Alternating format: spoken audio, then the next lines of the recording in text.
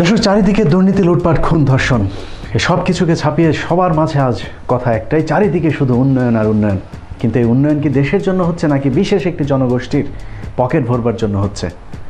এই দেশের কিছু মানুষের সকালের খাবারের জন্য অপেক্ষা করতে হয় সকাল থেকে দুপুর। কিছু মানুষের জন্য এই দেশটাই সুইজারল্যান্ড কিংবা সিঙ্গাপুর। এদেশের কিছু মানুষ তো আছে বেশ, কিন্তু কিছু মানুষের অত্যাচার, নির্যাতনে তাদের জীবন শেষ। সব কিছু মিলিয়ে শিক্ষা, চিকিৎসা, রাজনীতি, অর্থনীতি, স্বাধীনতা কিংবা সার্বভৌমত্ব সব কিছু হারিয়েছে আমার প্রিয় বাংলাদেশ। দর্শক, বেসম্ভব রকমের এক উন্নয়নের রোল মডেলের বাংলাদেশের গল্প শোনাতে আজ আপনাদের সাথে আছি আমি, ইলিয়াস হোসাইন। দর্শক, একেবারে শুরুতেই 15 মিনিটসের আজকে বাংলাদেশের যে বিশেষ কায়দায় উন্নয়ন হচ্ছে সেটার কিছু চিত্র দেখে অনুষ্ঠান শুরু করা যাক। প্রথমেই একটু জেনে নিই উন্নয়নটা আসলে কি। অনেকটা গণতন্ত্রের সংজ্ঞার মতোই জনগণের টাকায় জনগণকে দিয়ে জনগণের জন্য কাজ করার নামই উন্নয়ন। সরকারের কাজ হলো উন্নয়নমূলক কাজগুলোর তদারকি করা। এটা করুণা নয়, তাদের দায়িত্ব। অতএব উন্নয়ন নিয়ে সরকারের এত বেশি বাহাদুরির কিছু নাই। কারো বাবার টাকায় উন্নয়ন হয় না। জনগণের উন্নয়নের প্রতিটা টাকার মালিক জনগণ নিজেই। সরকারের কাজ শুধু সুষ্ঠু ব্যবস্থাপনা করা। এবার দেখা যাক ব্যবস্থাপনার অবস্থাটা কি। বাঙালিকে পদ্মা সেতু নামক যে মূলা ঝুলিয়ে রাখা হয়েছে দীর্ঘদিন ধরেই, সেটা দিয়েই শুরু করা যাক। 1996 সালে আওয়ামী লীগ সরকার ক্ষমতায় আসার পর 2001 সালের নির্বাচনের ঠিক আগেই প্রথম ঝুলানো হয়েছিল পদ্মার মূলা। পুরো 5 বছর পার হবার পর 2001 সালের 4 জুলাই পদ্মা সেতুর ভিত্তিপ্রস্তর স্থাপন করে তৎকালীন বৈধ প্রধানমন্ত্রী শেখ হাসিনা। এরপর 2009 সালে ক্ষমতায় এসেই 2012 সালের মধ্যে সেতুর কাজ শেষ করার ঘোষণা দেওয়া হয়। প্রকল্পের ব্যয় ধরা হয় 10,162 কোটি টাকা। কিন্তু শুরু থেকে লুটপাট শুরু হবার পর বিশ্বব্যাংক তাদের নির্ধারিত 120 কোটি মার্কিন ডলারের লোন আটকে দেয়, আর তাতেই আটকে যায় পদ্মা সেতুর অগ্রগতি। কিন্তু 2014 সালে নির্বাচনের আগে একটি নয়, আবারও ক্ষমতায় গেলে 2টি পদ্মা সেতুর খোয়াব দেখানো হয় আবাল বাঙালিকে। 5 জানুয়ারির পর অবৈধ পথে আসা সরকারের শুরু হয় অবৈধ শাসনের যাত্রা। জবাবদিহিহীন সরকারের অপ্রতিরোধ্য লুটপাটে পদ্মা সেতুর ব্যয় শুরুতেই বাড়িয়ে ধরা হয় 20,507 কোটি টাকা। এরপর 28, 30, 31 হাজার কোটি টাকার পর আরও এক দফা প্রকল্পের ব্যয় ও সময় দুটোই বাড়ানোর প্রস্তাব করা হয়েছে। এর আগে 2019 সালে নির্বাচনের ঠিক আগে 2018 সালে ডিসেম্বরে তোড়জোড় করা হয় উদ্বোধনের। প্রধানমন্ত্রী থেকে শুরু করে সবাই দাবি করেছিলেন 2018 সালে উদ্বোধন হচ্ছে পদ্মা সেতু, কিন্তু সেটা আর হয়নি। কবে হবে সেটাও একটা অনেক বড় ডিজিটাল প্রশ্ন। তবে ডিজিটাল বাংলার যোগাযোগ মন্ত্রণালয়ের ওয়েবসাইটে এখনও ঝুলছে পদ্মা সেতুর কাজ 2009 সালে শুরু হয়ে শেষ হবে 2018-তে। উদ্বোধন কবে হবে সেটা বিষয় না, মিডিয়াগুলোর খবরের বিষয় হলো কবে সেতুর কত নম্বর পিলার বসল। বিশ্বব্যাংকের নামে মাত্র সুদের লোন বাতিল হওয়াতে দেশের অর্থনীতির যে কতটা ক্ষতি হয়েছে সেটা আলোচনা বাদ দিয়ে নিজেদের অর্থায়নে পদ্মা সেতু তৈরির সাহসিকতা দেখিয়ে শেখ হাসিনা নাকি এখন পৃথিবীর শ্রেষ্ঠ প্রধানমন্ত্রীদের একজন। সেই সাথে নোবেল পুরস্কারটাও নাকি হাতছাড়া হয়েছে অল্প একটুর জন্যেই। বঙ্গবন্ধু কন্যা শেখ হাসিনা, আমরা আজকে গর্ববোধ করি এই বিশ্বের আজকে 3 জন সেরা সৎ ক্ষমতাধর রাষ্ট্রনায়কের একজন হচ্ছে আমাদের প্রধানমন্ত্রী শেখ হাসিনা। সারা বিশ্বের 4 জন পরিশ্রমী রাষ্ট্রনায়কের একজন হচ্ছেন বাংলাদেশের প্রধানমন্ত্রী শেখ হাসিনা।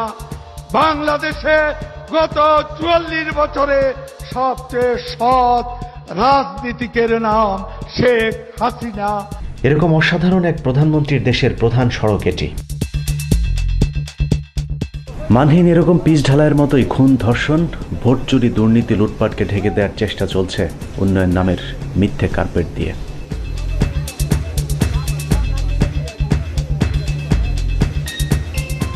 গভীর সমুদ্রের মতো পানির মধ্যে কার্পেট বিছিয়ে দেওয়া হচ্ছে। পরে কি হবে সেটা পরে দেখা যাবে, আগে যেন তেনভাবে কাজ সেরে পেমেন্টের টাকাটা হাতে নেওয়া যাক।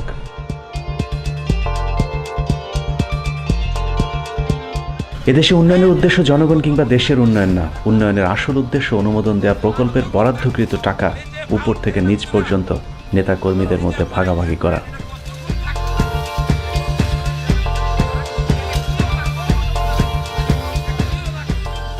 আমি কোনো কন্ট্রাক্টরকে এখানে বসতেও দিই না, আমার সঙ্গে কোনো কন্ট্রাক্টরের বৈঠক হয়। কথায় আছে চোরের মায়ের বড় গলা, বাস্তবেও তা ঘটেছে নাটোরের বাগাতিপাড়ায়। একটি আঞ্চলিক সড়ক সংস্কারে অনিয়মের অভিযোগ ওঠে ঠিকাদারের বিরুদ্ধে। সড়ক বিভাগের এক প্রকৌশলী সেটির প্রতিবাদ করলে ঠিকাদারের সুর তো নরম হয়ই নেই, উল্টো দেওয়া হয় হুমকি ধামকি।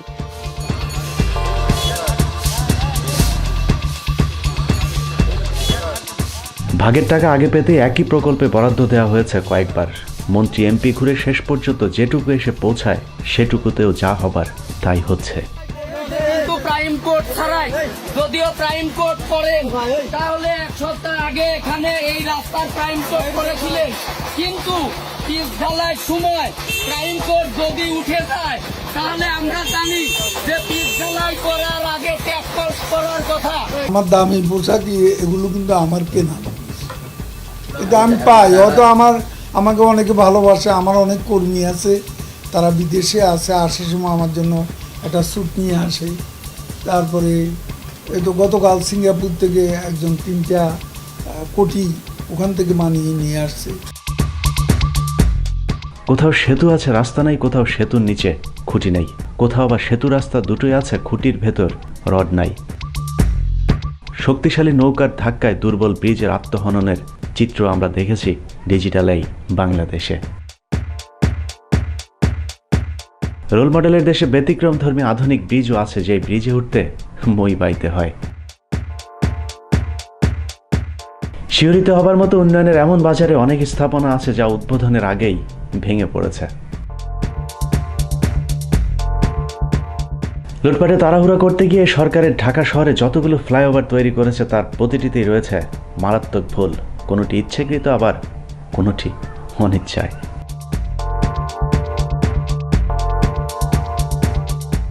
বাংলাদেশের পাশের শহর কলকাতায় গত বছরে উদ্বোধন হয়েছে মহানগরীর দীর্ঘতম পরমা ফ্লাইওভার। 8.14 কিলোমিটার দীর্ঘ ফ্লাইওভারের ব্যয় হয়েছে 392 কোটি টাকা, যার কিলোমিটার প্রতি ব্যয় 48 কোটি 15 লাখ টাকা। সম্প্রতি চীনের 100 কিলোমিটারের দীর্ঘ 5টি ফ্লাইওভার নির্মাণে কিলোমিটার প্রতি ব্যয় হয়েছে 50 কোটি টাকা। মালয়েশিয়ায় 10.5 কিলোমিটারের দীর্ঘ 5টি ফ্লাইওভার নির্মাণে কিলোমিটার প্রতি ব্যয় 57 কোটি 71 লাখ টাকা। অথচ 2108 কোটি টাকা ব্যয়ে নির্মিত হানিফ ফ্লাইওভারের কিলোমিটার প্রতি নির্মাণ ব্যয় হয়েছে 180 কোটি টাকা।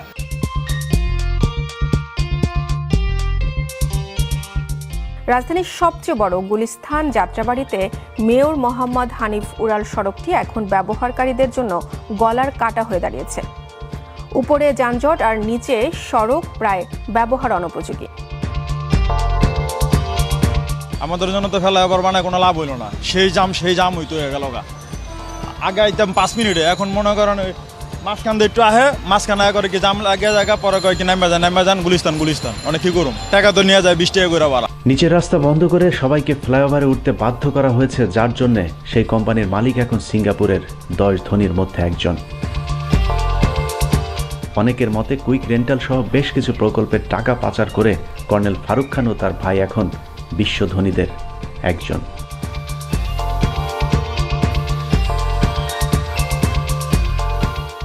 জনগণের টাকা আত্মসাৎ করে এরকম ধনীর সংখ্যা দেশে অনেক। কোথাও বালিশের দাম 6,000, কোথাও বালিশের কভারের দাম 28,000, কোথাও 6 লাখ টাকার মেশিন কেনা হয় 96 লাখে, চেয়ার কিনতেও ধান্দাবাজি করা হয় 2,65,000 টাকা। হাসপাতালে রোগীর বেড আড়ালের জন্য ব্যবহৃত একটি পর্দার দাম 37,50,000 টাকা, আর একটি স্টেথোস্কোপের দাম 1,12,500 টাকা। রূপপুর বালিশ কাণ্ডকে হার মানিয়ে ফরিদপুর মেডিকেল কলেজ ও হাসপাতাল কর্তৃপক্ষ গড়েছে দুর্নীতির নতুন নজির।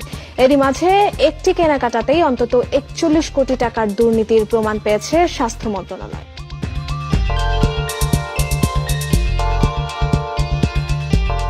স্বাস্থ্য খাতের এই লুটপাটের টাকায় সাবেক মন্ত্রী নাসিম এখন নিউ ইয়র্ক শহরের সবচেয়ে ধনীদের একজন।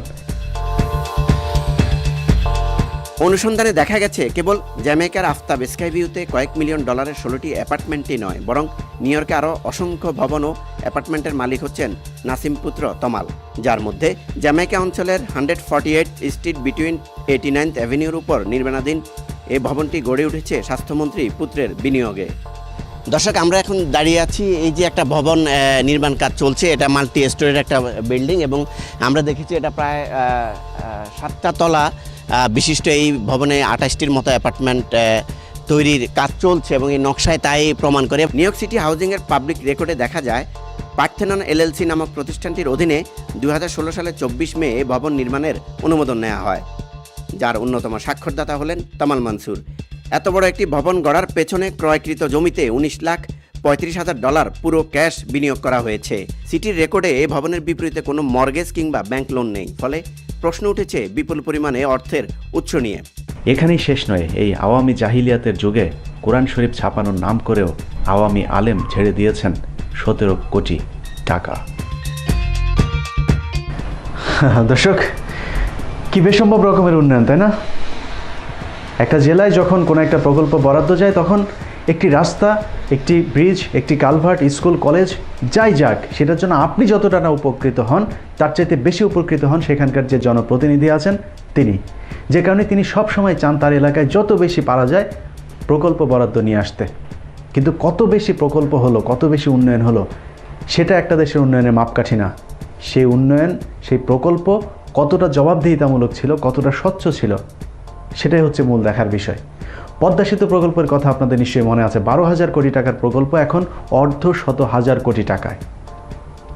বাংলাদেশের একজন মানুষের যে গ্যাস, কারেন্ট যেগুলোর বিল ছিল, সেই বিলের এখন কত, 6 বছর 10 বছর আগে কত ছিল সেটা আপনারা নিশ্চয়ই জানেন। অতএব যে প্রকল্পগুলো হচ্ছে, যে উন্নয়ন প্রকল্পের নামে যে মহা লুটপাট চলছে, সেটা কেমন হচ্ছে সেটা আপনারা এরই মধ্যে জানেন। আমি আজকে এমপি, মন্ত্রী, প্রধানমন্ত্রী পর্যন্ত যাব না, শুধুমাত্র খুব ছোট একজন ওয়ার্ড কাউন্সিলরের কত টাকা আছে এবং কত লুটপাট সে করেছে সেটাই আজকে দেখাবো, এবং সেটা দেখার জন্য এই মুহূর্তে আপনাদেরকে ওমানে নিয়ে যাচ্ছি। চলুন। বর্তমানে অবৈধ সরকারের লুটপাটকারী নেতারা কত দেশে কত হাজার লক্ষ মিলিয়ন ডলার পাচার করেছে সেটার ছোট্ট একটা নমুনা এখন 15 মিনিটসের হাতে। অনুসন্ধান বলছে যুবলীগের কয়েকজন কেন্দ্রীয় নেতা মিলে শুধুমাত্র মধ্যপ্রাচ্যের ওমানেই পাচার করেছে কয়েক হাজার কোটি টাকা। পরিচিত যুবলীগের সেই মুখগুলো জানবার আগে একটা অপরিচিত মুখের সাথে পরিচিত হওয়া যাক, যিনি অন্তত 2,500 কোটি টাকার বিশাল এক পাচার চক্রের বড় একটি চরিত্রে আছেন।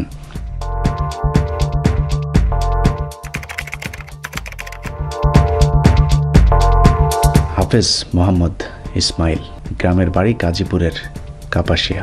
অতি দরিদ্র পরিবারের খেটে খাওয়া যুবক ইসমাইল এক সময়ের চরমোনাই পীর সাহেবের ভক্ত আশেকান থেকে যুবদল হয়ে তারপর সবশেষ এখন ওমান যুবলীগের বিরাট বড় এক নেতা।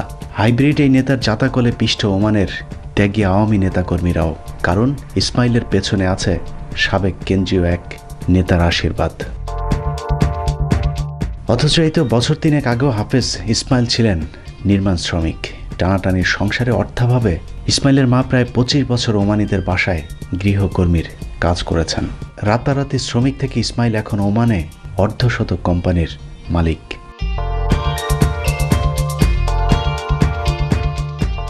ফিফটিন মিনিটসের উৎসুক জনতাদের অনুসন্ধানে তার কয়েকটি প্রতিষ্ঠানের ছবিও এখন আমাদের কাছে। অনুসন্ধানে দেখা যায় ওমানের রাজধানী মাস্কাটের আল হিল শহরের অভিজাত restaurant, VIP salon, fresh meat ও চিকেন শপ, ল্যান্ড ক্রুজার গাড়ি, ট্রাভেল এজেন্সি থেকে শুরু করে ফটোশপ, ল্যাব, ইলেকট্রিক অ্যান্ড ইলেকট্রনিক্সের ব্যবসা রয়েছে হাফেজ ইসমাইলের। এছাড়াও গত 2 বছরে কোটি টাকা মূল্যের প্রায় 6টা নতুন ব্র্যান্ডের গাড়ি কিনেছেন হাফেজ মোহাম্মদ ইসমাইল।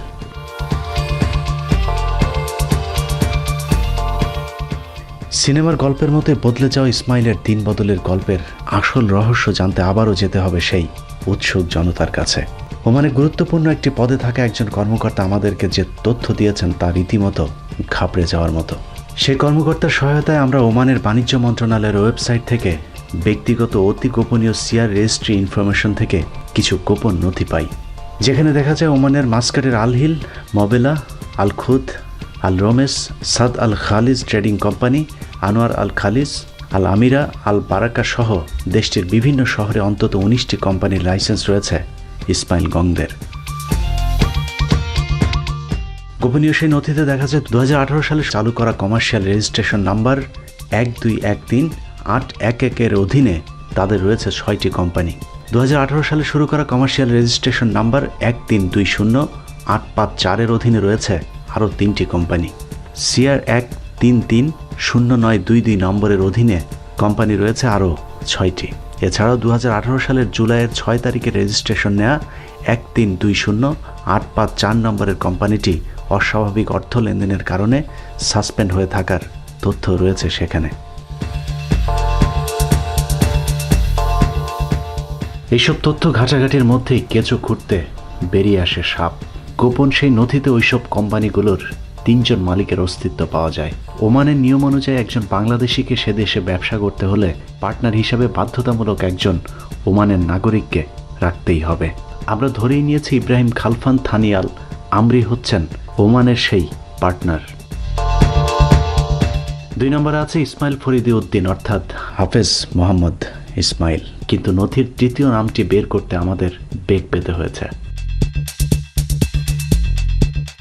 একে মমিনুল হক নামের এই ব্যক্তির পরিচয় পেতে আমরা ওই নথিতে থাকা BR 0674625 নম্বরের পাসপোর্টের সূত্র ধরে এগুতে থাকি। ঢাকার আগারগাঁওয়ের পাসপোর্ট অফিসে আমাদের সূত্র নিশ্চিত করেন AKM মমিনুল হকই হচ্ছে ঢাকা দক্ষিণের সাবেক ওয়ার্ড কমিশনার মমিনুল হক সাইদ। এরপর আমরা মমিনুল হক সাইদের সাথে হাফেজ ইসমাইলের যোগসূত্র খুঁজতে থাকি। অনুসন্ধানে বেরিয়ে আসে 2018 সালের মার্চ মাসে বাংলাদেশ থেকে এশিয়া গেমস খেলতে জাতীয় হকি দল ওমানে যায়। সরকারি সেই সফরের সফর সঙ্গে ছিলেন AKM মমিনুল হক সাইদ।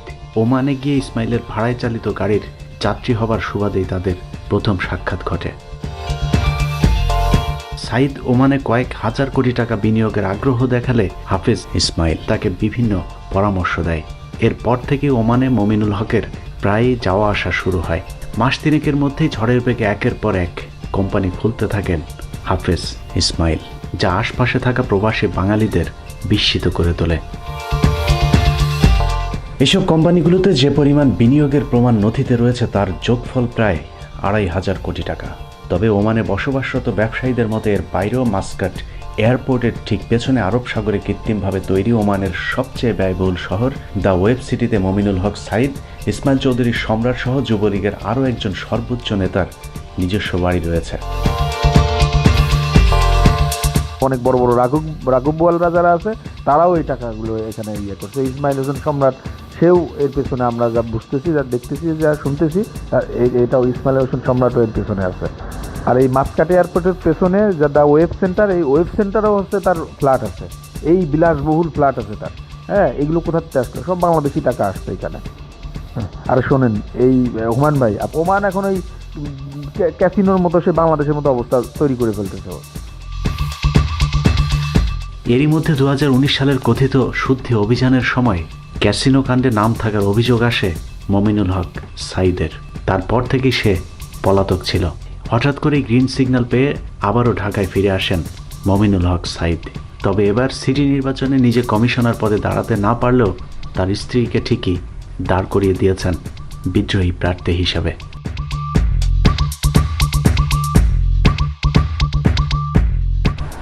দর্শক, এরা যা দেখলেন একজন সামান্য ওয়ার্ড কাউন্সিলরের জীবনের গল্প।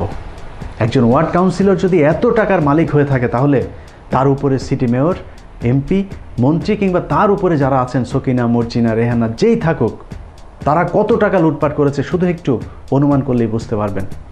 যে কারণে আমি যেটা বলতে চাই, ছন্দের সাথে ছন্দ মিলিয়ে কথা বললেই দীর্ঘদিন ধরে সমাজ রাজনীতির যে ছন্দ পতন ঘটেছে সেটা বন্ধ করা যাবে না। যে কারণে প্রতিবাদ করতে হবে এখন মানে ঠিক এখনই। উন্নয়নের নামে আর একটি টাকাও লুটপাট নয়। দিনের ভোট দিনেই হতে হবে, রাতের ভোটে আর রাজা নয়। ভুলে গেলে আপনারা চরম ভুল করবেন। এই দেশটা স্বাধীন হয়েছিল গণতন্ত্রের জন্য, রাজতন্ত্রের মোড়ক দিয়ে পেঁচানো আধা গণতন্ত্রের জন্য নয়। আল্লাহ হাফেজ।